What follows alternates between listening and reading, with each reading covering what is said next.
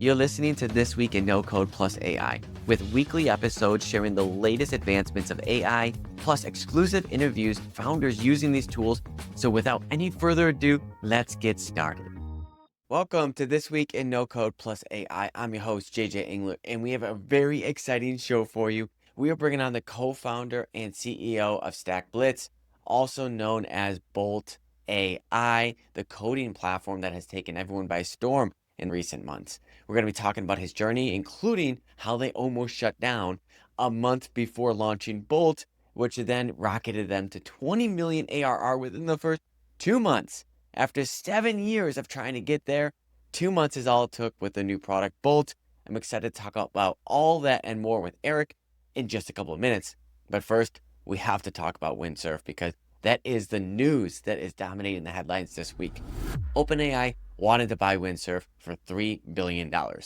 Then Claude said, actually, Windsurf uses Claude as the main model to do all this. So if OpenAI buys Windsurf, Claude is going to take away their access to Claude because OpenAI would be buying it. And then once that happened and Windsurf got access to GPT 4.1, something like that, then the Windsurf users were like, wait a second, this is no longer that good. We don't want this. And then huge users churned. So then OpenAI said, actually, we're not going to buy you. So then Google comes in and acquires their CEO and all of the leadership for $2.4 billion and said, we don't even want the product Windsurf, which left a lot of the Windsurf employees behind. And then Cognition, the company behind the Devin AI agent, comes in and buys the IP and the rest of the company for a lot of money. Windsurf was making like 80 million ARR, and so it was not nothing. And the fact that OpenAI, Claude, Google, and Cognition all came together for this crazy story with Windsurf is unreal. This industry is changing fast. And as you'll hear from our interview with Eric today, things are just moving so quickly and it's just changing all the time. This is an unfortunate story with Windsurf. So many people offered so many great things to say about them. You hate seeing a company split up this way for parts and acqui-hires and all that kind of stuff. But I think it goes to show you the vitality of what's happening in the AI industry right now, the big money that people are spending, including the likes of Meta, offering people up to $100 million for signing bonuses to retain the best AI talent in the world, and more. So it's crazy out there, but it has never been a better time to be learning these skills. The CEO of NVIDIA recently came out and says, AI is not going to replace our jobs, but it is going to replace the jobs of those that don't use AI, meaning those that know how to use AI. He thinks those jobs are safe for a long time, as do I. And it's all about learning how to use AI in the practices of your work, business, professional, etc. With that being said, I'm really excited to say that I'm going to be leading a local training program in Rochester, where I live, for AI operators, teaching local professionals how to use AI in their daily work environments, even the personal environments, teaching them databases, APIs, the fundamentals of AI automations, versus agents, and so much more. It's a 4-week class that I'm doing locally in Rochester with local professionals, and I'm really excited about it because I love teaching locally. But that's enough about me and Windsurf. Now let's bring on the co-founder and CEO of Stack Blitz, Eric from Bolt. Welcome to the show. Awesome. Thank you for having me, man. It is a pleasure to have you here. You guys are just finishing up the world's largest hackathon over the past 60 to 90 days. What an incredible story that is. We're going to get into that and so much more. But first, tell us a little bit about you, Eric, the man behind the company. Who are you and how did you get here? Yeah, totally. The long story or the short. The short of it is I started this company with one of my childhood best friends. He and I actually grew up down the street from each other in the suburb of Chicago. When we were like 13, I think we learned how to like write programs together, like actually build web apps and that sort of thing. And he and I have been building stuff together ever since. So like after high school, because throughout high school we were building different software products and ideas. We were doing like software consulting, and after high school we just kind of went straight into starting startups and building products. And in between most of the failed startup ideas we had, we were doing contracting for other companies and that sort of thing. But yeah, that's what I've been up to for the past 2 decades of my life, more or less. And so you started many different things. Did any of them have success before Stack Blitz? Most of them, I mean, I think to varying levels, right? I mean, I think a lot of for the first, you know, well, I guess in high school, we built some stuff that, it became pretty popular, just kind of in where around, the region we lived in Illinois. Like specifically, we had this project called forgetthedrive.com. Basically like Dropbox before Dropbox. This is back in like 2006. So it was like maybe around the time Dropbox was just starting. General idea is that back then you would have like USB flash drives. You'd have to like bring to and from school with your work, and you'd forget these things. Then you'd like get a 0 because you forgot to bring it. Anyway, so that was the general idea. It became extremely popular. Like a lot of the Midwest, a lot of schools in the Midwest were actually using this thing. So that was like probably the first like successful product we made, and we weren't charging for it because it was like very cheap to host at that time. But that kind of got us hooked on like building stuff that people find valuable, right? And when we came out to the Valley, most of the things that we built in the first 5 years didn't work, like at least meaningfully. And every time, every like kind of new idea we would take a crack at, we would always learn a lot from it, and kind of like there would be improvements to us, like in how we were approaching building the business or the product or whatever. We always were like doing something better than the previous times we did. But from like, hey, is this having a commercial impact? It just, that wasn't there. That changed with the company we started before Stack Blitz. It was called Thinkster. It was like an online learning platform.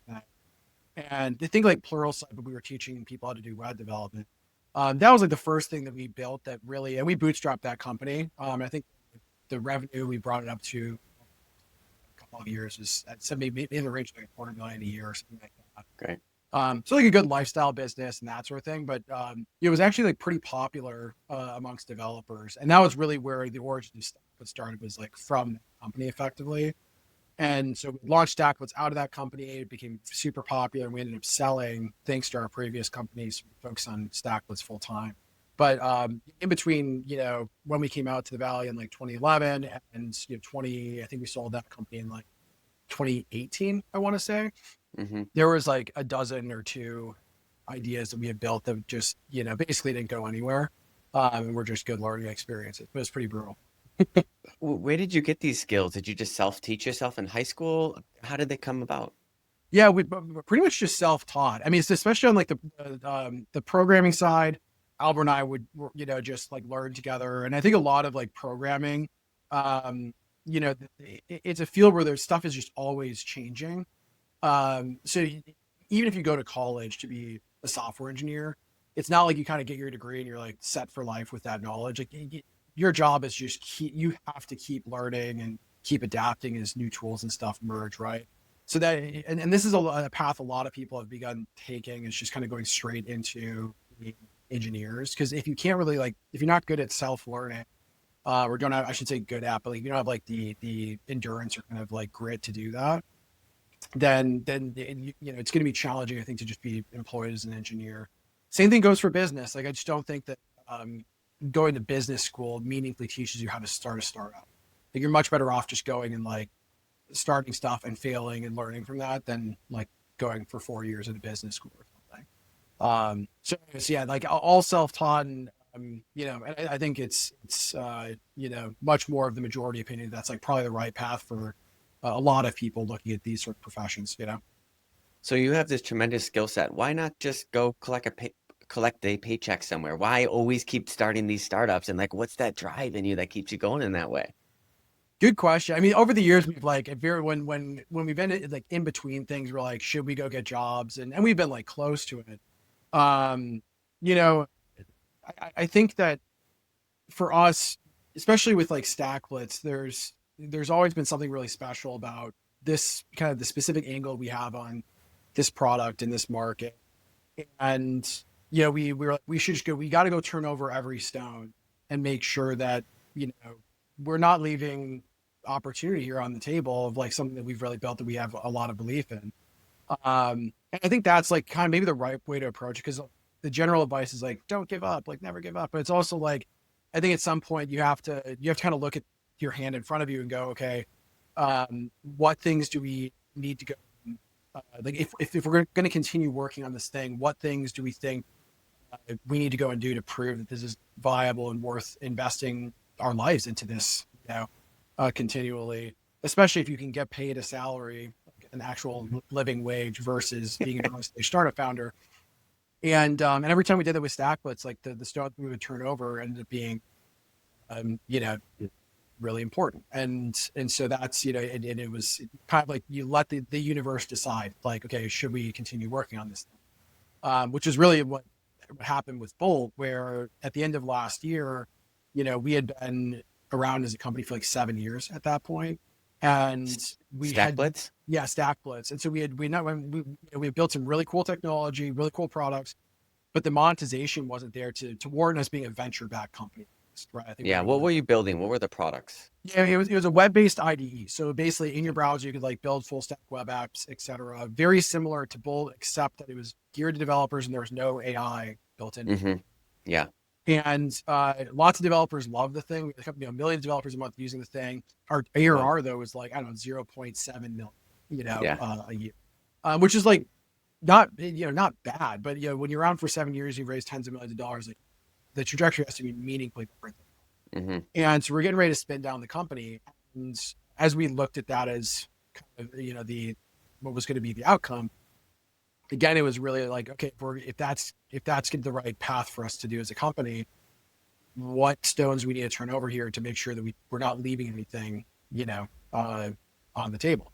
And so a whole bunch of different ideas, different products that we could build around that technology we'd made as a company. And Bolt was one of them. And it was actually the last one that we shipped last year. Like a month after we shipped Bolt was when we were going to start winding. And Bolt just from day one just took off like a rocket. The first 2 months went from 0 to 20 million of ARR, et cetera. But it was, I think that's like, but we were like prepared to shut down the company if we tried everything we could and really gave it our best shot, and it just didn't pan. But that, I think that to me is like, it's normal to kind of have this like ebb and flow of like, okay, is it time to kind of pack it in on this thing? But I think the only time you regret that is if you don't do the work of just like, all right, how do we ensure that we really give this thing its most fair shot at being successful and thriving, right? Before we do. Yeah. I mean, even the fact that you were around for 7 years and then it's like, okay, maybe it is time, but you kept turning every stone over. And I think so much of just succeeding as an entrepreneur is staying alive long enough to, to figure it out. And I think this is a really good situation for Stack Blitz is like, you stayed alive and then you figured it out in the final hour, and man, did it pay off. Totally. And that's a lot of and that's the other part of the game with entrepreneurship is it's like a lot of the time it's just staying in the game long enough for variables to change in your environment that puts you in a way different trajectory and position than you were before, right? Yeah. One of our most direct competitors when we were working on the IDE product, almost from the day we launched, back in 2017 for that product, there was this direct competitor we had and they were really good. Like they were very good at building products. And so they were like, kind of the number one IDE and we were number 2 or whatever. And that was just kind of the state that part of the market ended up being. And so it was constantly this knife fight between us and these guys. And then 2 weeks before we launched Bolt, they all the cloud IDEs had this problem of like not being able to generate revenue. And so we were getting ready to maybe spin down, after we tried out our final bets. And two weeks before we launched Bolt, that company, basically spun down, got kind of stripped for parts and acqui-hired. And then 2 weeks later, we launched Bolt and entered a completely different dimension of this game, right? Mm-hmm. And so it kind of is very like, it's kind of crazy to live through that. You spend 7 years of like having these kind of direct, these are the people we're competing with, and then boom, overnight, it's like now we have a completely different set of people that we're competing with, quote unquote. And to the tune that like competition doesn't matter. That's like, it's just like case in point. Like this stuff just changes. Like who you're, ribbing today or whatever is going to be different than tomorrow. And what really matters is like just going and, placing the right tectonic bets, for the company and staying focused and making great product, so.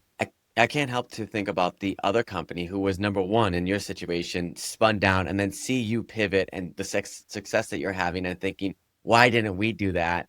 Oh man, I mean, it's great on your side. That's incredible. So now yeah, go for it. I know, I totally, right. And I Yeah. think that that's like, and that's, like I said, like, I think that like, this is the only time that, at least for me personally, it's like, as we've thought about shutting down at various points over the years, it's like the only time I've ever, like, as I'm like, what would make me feel regret? It would be not trying absolutely every idea, that I would think would be viable, and just turn it all over and go, okay, even if that means like, and for us, like that last year, that was not an easy decision to be like, hey, let's go try and build some new stuff. It was like, hey, we actually have to reduce the headcount of the company. That sucked. Did not want to have to do that. Also, we have to like what everyone was working on before. We're basically saying doesn't matter. Yes. That sucks. These things are just random ideas that we think are going to be cool. We have no idea. It's like, so it's just, it Yeah, it's sounds like hard. a clean story, but it's like the actual on the boots on the ground aspect of it was um, not fun. And we're fortunate that one of these things, really, like really panned out in an incredible way. But a lot of the times they don't, and that's also okay. Yeah. And that's like a lot of what earlier in my career we saw is we would kind of go and do this sort of thing, and we also didn't have the experience of seeing a lot of this sort of stuff. So we were placing bets that may not have been ideas anyways. But Yeah. nonetheless, it's like a lot of times most of these things are not going to work. It's just a numbers, right? So, Yeah. um, yeah, to me, it's like that's like the ultimate, uh, case study, basically, of like why it matters to turn over every stone and make sure you have enough runway to do that, and etc. Yeah. Last question before we get on to the upward trajectory of everything else that has happened since. You were communicating this to your employees, and then did you also communicate it to your investors of like, hey, this isn't working, we're going to try these ideas kind of thing? I'm sure that's just as hard of a conversation.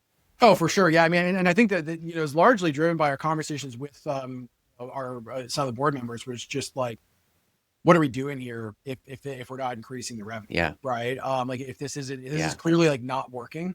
So like, what are we going to do to fix that? Um, and in our perspective was like, okay, like let's take, the rest of 2024, like, sorry, it was like kind of towards the beginning of the year when we started having these conversations, like we should spend the rest of this year going and really pushing and like, really, trying to one, meaningfully improve the existing business we had. And then two, if that doesn't work, let's go try out, new different product types. And then at that point, it's like, okay, well, like we've tried literally everything. We're just kind of hitting dead ends. We should probably go get it acquired or whatever have you. We still had the more than half of the money in the bank that we ever raised at that point as a company. So it wasn't like we were running out of money. So we weren't being like forced, right, to make Hmm. an imminent decision, which is like, I would highly recommend early stage folks like to always have way more runway than you think you need, because for this exact reason, like that direct competitor to us ran out of money. Like that, the Hmm. hand was forced. They had to go and shut down at that moment. We didn't, like we were, but we were also not just going to keep burning, Yeah. investor Yeah. capital just, on a treadmill for no apparent reason, for their sake and ours for that matter. But to, that, I think it was clear to everyone. It was like, we got to, like, something's got to change here. Otherwise this doesn't really make a ton of sense. Yeah. Yeah. So yeah, you pivoted, you launched Bolt.new. 2 months later, you said you got to something around 20 ARR, 20 million ARR. Did you at that moment like take a step back and be like, wow, like this just worked? Like you've been battling for 7 years trying to get to this moment, and then 2 months in, you get there. Did you ever have a moment of just like, like, oh, a sign of relief or anything like that of like, this is it? Yeah. I think, I'm trying to think if I did, no, no, which sounds weird to say, but like, and even now it's just like, I just,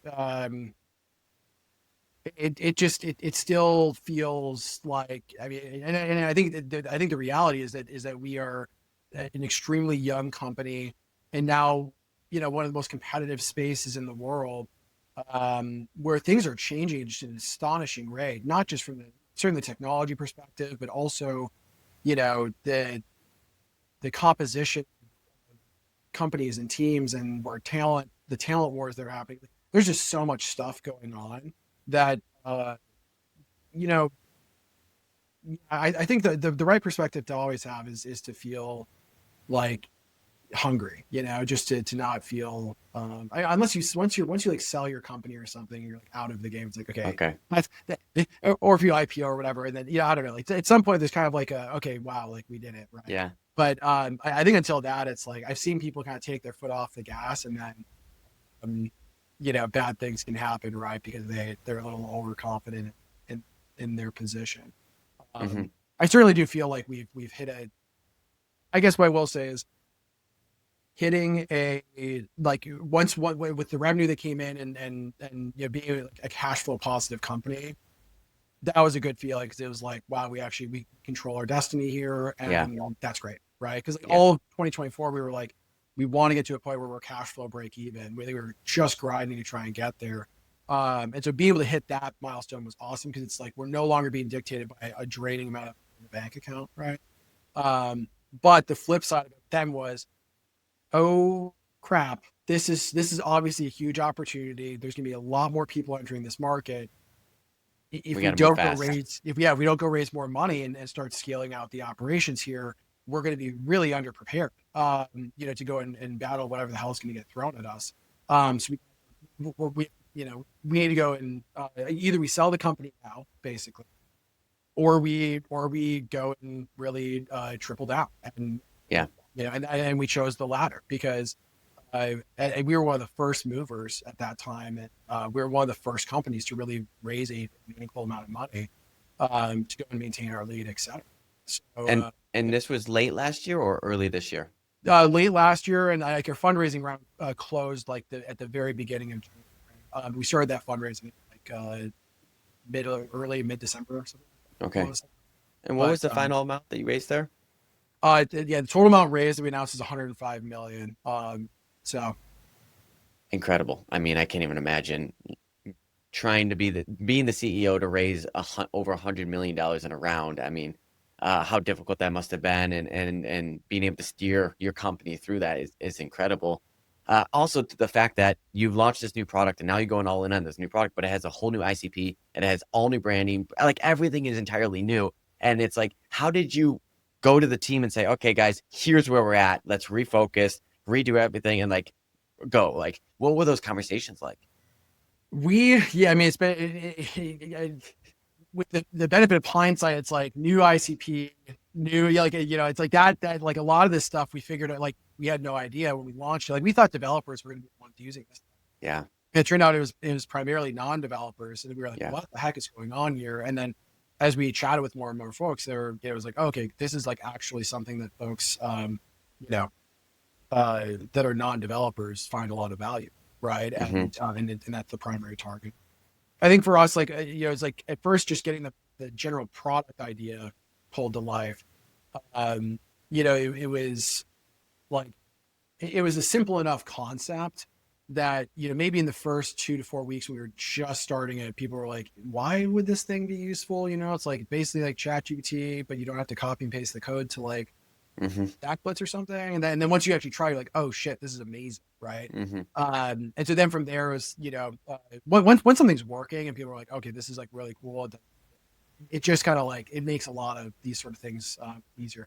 What's been interesting though for us is that once we launched it, and like all these, we find out the ICP is not developers. And this is what we've been really for the past 3-6 months, like we've been really gearing on, is developing this experience for non-developers is kind of a new muscle we have to build, because in the past, like we've been developers building tools for developers. So a Right. lot of our gut instincts and taste were just intuitive, whereas Yeah. now what's intuitive is confusing for the end. Yeah. So it's like kind of a new thing that we've had to like very much focus and kind of hone in on. In doing the research for your ICP, entering this market, were there any no-code platforms, any platforms where like, we love what they're doing here, or anything like, were you able to draw inspiration from for your own product, or were you just staying mostly on the AI coding focus? I think it was mostly like the AI coding focus. I mean, we certainly looked at like Claude. Hmm. I think Claude was a big inspiration for us, because Sure. like Claude had launched Artifacts and their chatbot a couple of months before that, and so we took a lot of inspiration from how they had set up their experience. Hmm. Uh, because a lot of, I think that, we really didn't look at a lot of the existing no code stuff, at that point, because Hmm. it actually wasn't obvious to me that this was going to, kind of eat up some of the usage from those things. Hmm. But also it's just the experience of just having a text box was like, we wanted to just have it be dead simple, Hmm. and really, really straightforward to use. And so for, I think for the better, we just greenfield approach this, with the idea of, really the concept was, what if you took ChatGPT and kind of merged it with an in-browser dev environment, where it can Hmm. actually write and execute the code, et cetera. What would that look like? And that was really the magic combo. Hmm. What are you seeing from your non-technical users now? I think, you just had the world's largest hackathon where you had over 100,000 people participate in, was it a 30 to 60-day cycle? I think it's like a full month. So like that, I think Okay. the entire month of June, basically. Awesome. So you had over 100,000 people participate to create an app with Bolt throughout the month of June. You're getting ready to launch those results soon. We won't talk about that yet, but yeah. So what are you seeing from this ICP? Are they able to successfully deliver on that promise? Do they get stuck at certain points? You're trying to help with that. What's kind of some of the takeaways you're seeing here? Yeah, totally. Yeah.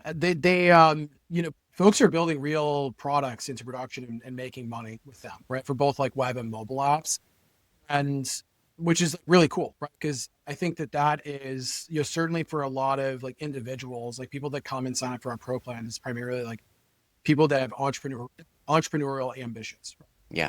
Right? And so being able to like come to Bolt and build out the first version of your products instantly, um, is huge. Hmm. Like it's really huge. Hmm. And uh, so yeah, we've seen just, I think for the hackathon, we had like, a million projects created just as part of the hackathon itself. Like I think last one was over 3 million projects total on the platform. And so it's like incredible to see folks that previously could not code, actually building and launching software businesses. Hmm. In terms of, education and helping these users get up to speed, AI is so helpful. It also, knows the context of your application. It can tell you how to do it. But, what kind of resources are you looking at, helping these new first-time software builders to find success and get them to production? Because there's still a lot of things that need to be learned, and Bolt does a great job, but, just, connecting customer domains or security, all that kind of stuff. How are you looking at providing a solution that like really helps them have the highest success rate as possible? Yeah, totally. I mean, that's a lot of our focus as a company, right now, like on the product, is like really having this be a turnkey experience where you're, if you want to go spin up a real hosted website with payments and Yeah. whatever, it's this turnkey sort of thing. We've got great integrations today for a lot of this stuff. But more and more, I think you're going to see like these things becoming part of Bolt itself. So you're not being, you don't have to like go and find a way to, add AI stuff to your app. It's just like, hey, just if you prompt it, it'll just automatically be there and your billing or whatever, blah blah blah. But I mean, that's like we've got some stuff coming in the next like couple of weeks that'll, be the first like forays into this. But yeah, I mean, basically, it's like really providing a unified experience where you come and you say, hey, I have an idea for an app, and you get a domain, you have hosting, you have database, et cetera. Like that's what we're up to. That's excellent. Talk us through how the hackathon started and like and the big steps of it. From my understanding, KP on LinkedIn or Twitter was just like, "Hey, this would be great." You saw it, you took it, and you ran with, and like not just ran with it, like you like ran with it. Talk us through that process. Yeah. So yeah, this is fun. There's like some like lore at this point. Like KP wrote this tweet, now famous tweet, and I didn't know who KP was. Like he's like, Okay. leads like startup stuff over at Yeah. Paddle, and he had like tweeted like, if I was like the Bolt CEO, what I would do to raise awareness, because most people don't know that you can like make web apps without Hmm. internet, right? Hmm. And so to raise awareness for this, um, what I would do is throw the world's largest hackathon, have Guinness actually validate it, right? Have a giant prize pool to be like a lightning rod to attract people to come and participate in it, and have 100,000 plus people building software all at the same time, and make history. And it'll be the marketing event of the year. And so I had woken up one morning when they had tweeted this, and I was just kind of scrolling Twitter as I was like drinking coffee, and I saw it, and I was like, this is like, yeah, it's like a good idea, And so I replied, and I was like, okay, let's do this. And so I quote tweeted it, and I was like, all right, like, let's do this. Like, okay, we're gonna need a Like prize. you just right away quote tweeted it. You didn't call anyone. You didn't. No, yeah. I was just like, because it was just kind of like, this is either gonna work or it's not. Like, it's kind of got to go viral to like, you know, make this be a thing. You know what I mean? Yeah. And so it was just, I was like, there's zero cost to me just retweeting it right now, going, all right, Yeah. like we're gonna try and put this together. How big should the pool be? Like $100,000 of prizes? Like who should sponsor it? And within a couple of hours, we had like $1 million of commitments lined up. And so I'm like, okay, so this is happening. It's $1 million hackathon. So I called my chief of staff, Alex Berger, and I was like, hey, so like, sorry, actually, he had called me about something else. And he was like, yeah, by the way, I saw the tweet about the hackathon. This is crazy. Like, wow, like great job. Just like, just going out there and making something happen. I was like, yeah, I was actually about to call you because like, I have a job for you. You have we run the world's largest hackathon. Completely handed the ball to him on a lot of the logistics and he did an amazing job and handed it off to Mallory, one of my good friends we actually hired. But yeah, it was basically this like, I think that was kind of the magic of this event, is that it really was this bottoms up community grassroots thing, versus us just kind of like sitting around a boardroom going, how can we like increase our revenue? Like let's do that. And then like try to jam it down people's throats or whatever. Like it was just kind of like, hey, this is cool, let's try and do it. And everyone got to like be a part of it.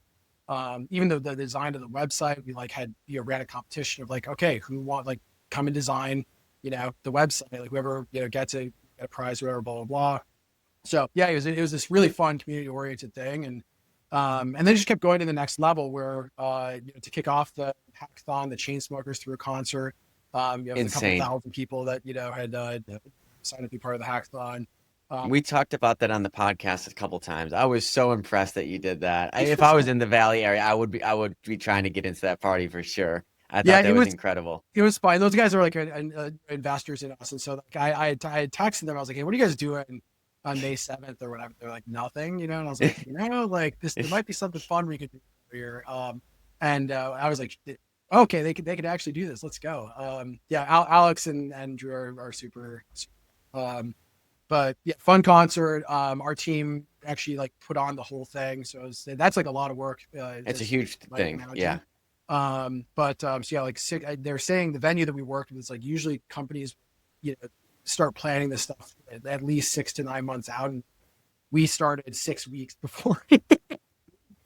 And it was like an incredible event. But it was just the stakes just kept like it was unbelievable. I mean, like the pass order was insane. It was a lot of fun. But I mean, and the results were nuts too, as you said. I mean, the hackathon, it's always whenever you run an event, it's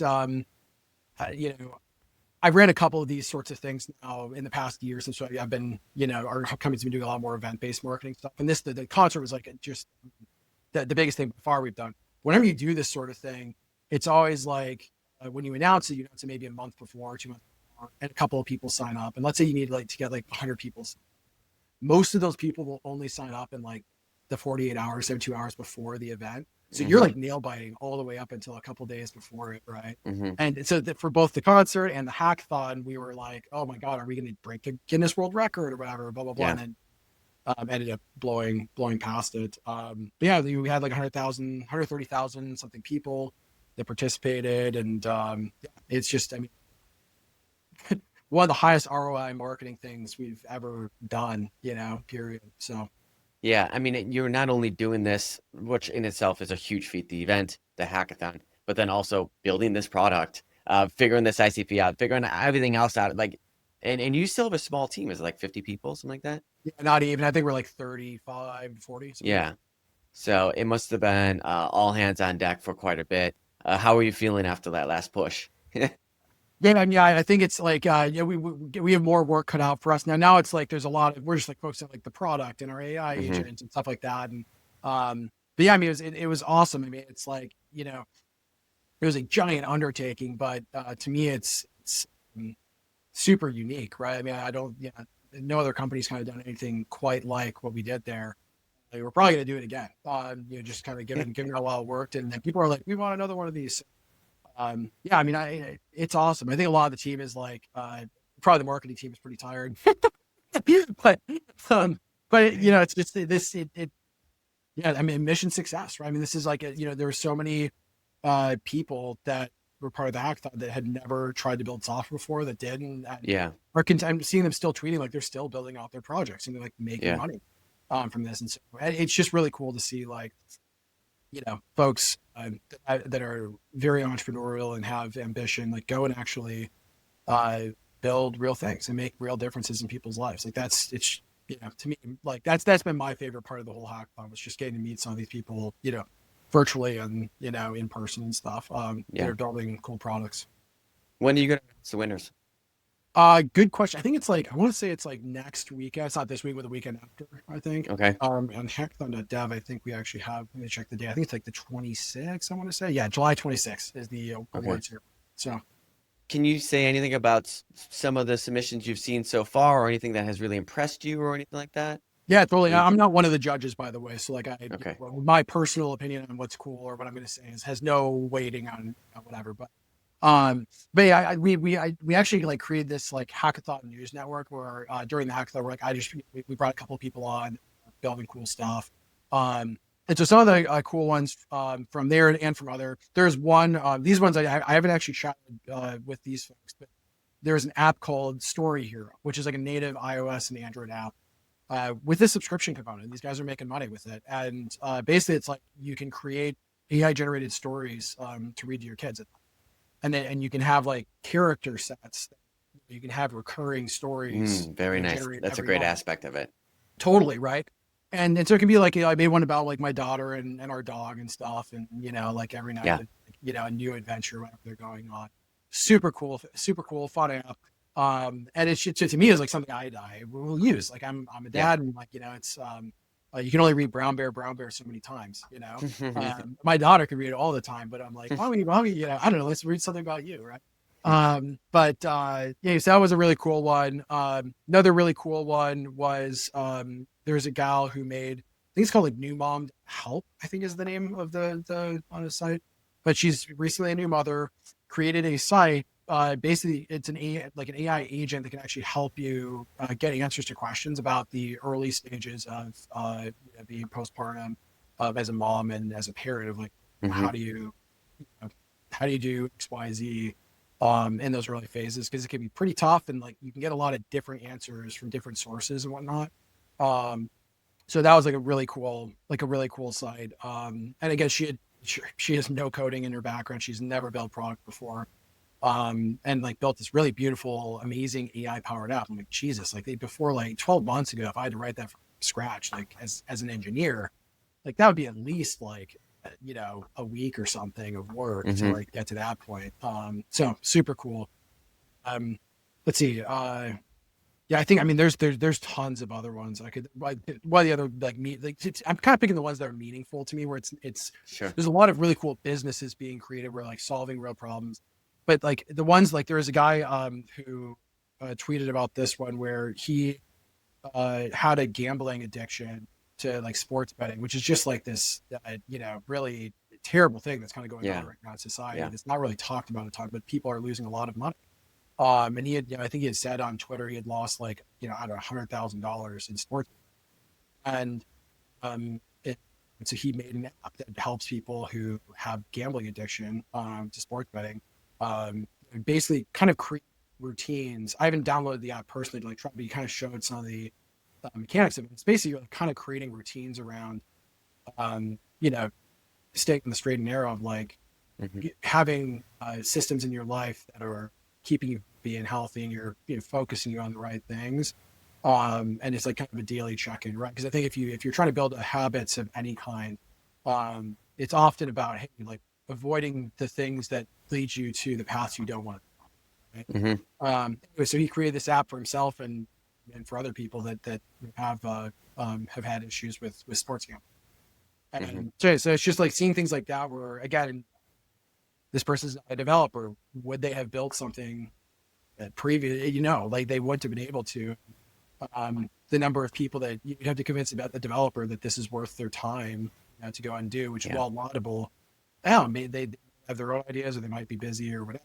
They were too expensive. So that's just some of the cool stuff that I saw, pop out of this thing. Yeah. Moving forward with Bolt.new, what can users expect, from Bolt going forward? Is it certain areas being improved? What does the future look like? Yeah. Yeah. I think in general, like Bolt's going to be, there's a couple of big things we're working on. And one is that, Bolt's going to be very, even easier to use, both from a user interface perspective, but also from like the agent, like really making it, very intelligent, capable in ways that it is currently not today. And like I haven't really seen other products that are quite kind of working on the sort of stuff we are. So it's just gonna be really, really straightforward to use this thing, and you know, uh, more powerful for making kind of custom applications and designs and edits to your product. So I think that's kind of one thing. The second thing is also really vertically integrating in the experience around building and hosting and deploying and charging users subscription and things like that, like making that just like something you don't even have to really think about. It's just built into Yeah. this thing, right? Yeah. So I think that's a large area that we're really focusing on. It's just there's gonna be tons of integrations just out of the box that just work, and have to go elsewhere to sign up for them. So I think that those are probably the two main buckets that people can expect things over the next quarter or so from us. Do you guys plan to still focus on entrepreneurs, or are you looking something like a Replit going upstream with enterprise and the Microsoft partnership? Where's your focus there? Yeah, we're doing both. So I think that we care a lot about the entrepreneurial side, because that's like the by head count, like that's the most people that are coming to the product. We have a very strong B2B business today, strong and growing, where businesses are coming to us to basically use this for rapid prototyping to replace Figma and things like that. And so we're also investing meaningful work there as well. Hmm. And so I think if you're like a PM at a company and you're looking to rapidly prototype, that is one of our kind of key focal points. But those are the two customer types that we really focus on, is on the prosumer side, entrepreneurs, right? And then on the B2B side, we really focus on the PMs and designers, that are looking to make rapid prototypes. Without having to do it in Figma, basically. Yeah. I got a couple more questions for you. Yeah. What do you think about vibe coding? The terminology, do you think it's here to stay? Do you think we're gonna have something else? Um, I'm surprised how long it's lasted so far. Um, I'm glad there is a term for this. Yeah. Because before it was like kind of brutal. It's like explaining what this is. It's like, okay, yeah, it's like a tool like for developers, but also like, but not for developer. It's just now there's like, okay, this is like vibe coding, like, everyone can use this sort of thing. I think that, I suspect that over time there's going to be a better term that comes out for this, Hmm. is my thought. But for right now, it's like it's nice to have a term that you can tell people. It's like, okay, this you generally can get an idea of what this product experience is going to be like. So Yeah. yeah. What do you see for the vibe coding industry in the future? Do you see it get continuously evolving to get to the point where it's so easy that almost we are able to create personal software, where software we spin up just for our own personal use cases and we don't even charge for anything? It's just like our own personal way, or where do you see it going? Yeah, definitely. I think like the personal software is probably going to be a thing, and some people are already starting to do that. And I think it's going to be something too, where product experiences, like if you look at Airtable, I mean they've actually kind of completely pivoted their experience to be this kind of, hey, what do you want to build, sort of prompt thing, which makes sense because they have access to all this data, right? And really, for them, it's the ability to like generate interfaces on demand for it is really valuable. So like for people that are avid users of Airtable, they're going to be coming to Airtable and just saying, hey, like show me the users that have signed up in the past 30 days, and let me click a button that will send an email to them, and what I mean, it'll just Yeah. like vibe code that. But to them, they're not vibe coding. They're just kind of asking this thing to do something, and it just so happens to be spitting back an application that like works, that is Yeah. connected to the data sources, right? Yeah. And so I think we're gonna see a lot more stuff like that, where you aren't even necessarily aware that there's like code being written under the hood per se. You're just saying, hey, I need a thing. Can you go make this thing? Right. And it just like does. Yeah. For those that want to get started with Stack, Blitz, Bolt, how do they where do they go to learn more? Yeah. Bolt.new, go to Bolt.new. It's like the easiest experience ever. It's just like a prompt box. You can start there. We've got like on Bolt.new, we have like our resources that you can go and learn from. On X, we're like we post a lot. So if you follow bolt.new, DOT as so BOLT.DOT, is the account name. We post on there pretty frequently. But and then, yeah, Discord is the other place where our community hangs out. So discord.gg/Stack Blitz. Yeah, those are the main places. Awesome. Thank you so much for joining us today. We really appreciate it. Yeah, thank you for having me. What an incredible interview that was. I can't believe that they were around for 7 years. Never heard of them. They're about to shut down. They exhaust all options, Bolt.new being the last option. It works. $20 million within 2 months of ARR, and all of a sudden they're off to the races. All new ICP, hackathon, marketing, everything is redone. A smaller team. It's a really exciting story. I just loved it. I loved Eric's honesty, authenticity, and his energy that he brought onto the show, always with the backwards hat, as you come to know him with his Bolt backwards hat, and so much more. So I hope you enjoyed this show. We have more for you. Please leave us a review. Please share with your friends if you enjoyed it. And otherwise, thanks for tuning in to This Week in No Code plus AI. See you later.